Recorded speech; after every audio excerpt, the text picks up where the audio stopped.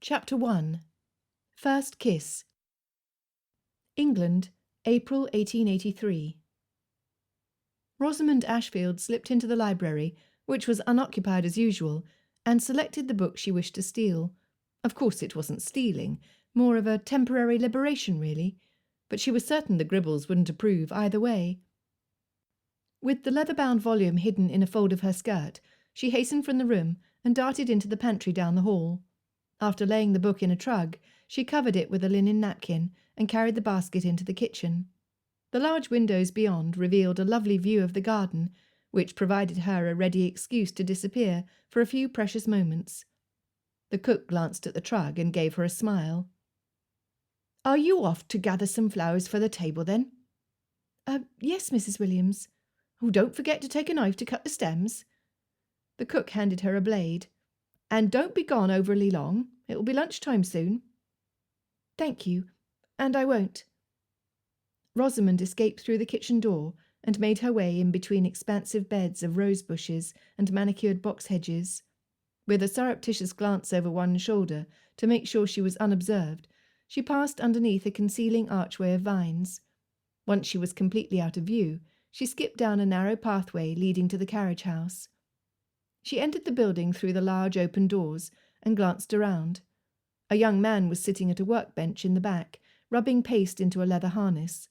His hair had fallen forward onto his forehead, giving him the appearance of the innocent young boy she remembered from their very first encounter. When she'd arrived at Gribble House 8 years ago, she'd been scared, alone and unwanted. Joe, at least, had made her feel welcome. He'd been a gangly lad of 11 back then, with an irrepressible grin. Although he was frowning with concentration at the moment, his expression brightened when he glanced up. "Morning, Rosamund." He stood and wiped his hands with a clean cloth. "Good morning, Joe." She surveyed the carriage house interior to make sure they were alone. "Where's your papa?" "He rode into town to pick up some wheel oil." Joe cocked his thumb toward a light carriage parked nearby. "The gig is all ready to go, but my father's determined to have the barouche in tip-top shape for the journey tomorrow." A wise course of action, all things considered. The Gribbles will likely use both carriages a great deal in London. Last year they spent a fortune on hansoms. She lifted a corner of the napkin draped across the gardening basket. "I brought the second volume of Ivanhoe for you." Joe's intelligent hazel eyes gleamed with anticipation. "Really? I can't wait to read it."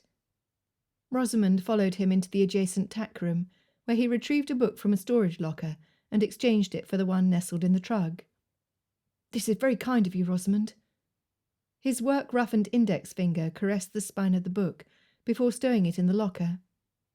"Are you sure you won't get into trouble with Mr. Gribble by lending me books from his library?" She dismissed his concerns with a wave of her hand. "My uncle hardly ever goes into the library. In fact, nobody in the family reads for pleasure except for me."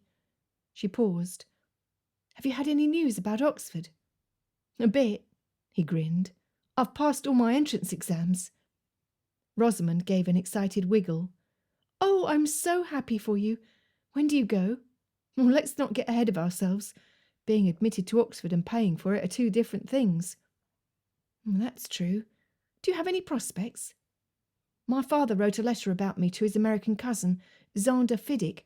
The fellow's quite wealthy and often donates to good causes, but we haven't heard back from him yet." "Helping family is always a good cause." "I hope Zander sees it that way." He shrugged.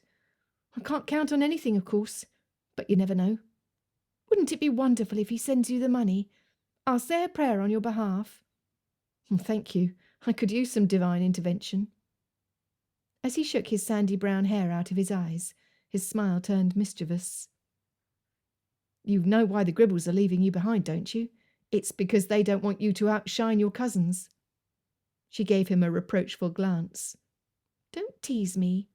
"I'm perfectly serious." "At any rate, I've never expected Uncle Ferdinand to sponsor my season.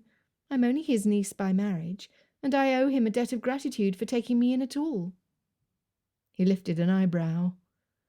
"Mr. Gribble is wealthy enough to sponsor 10 girls if he chooses."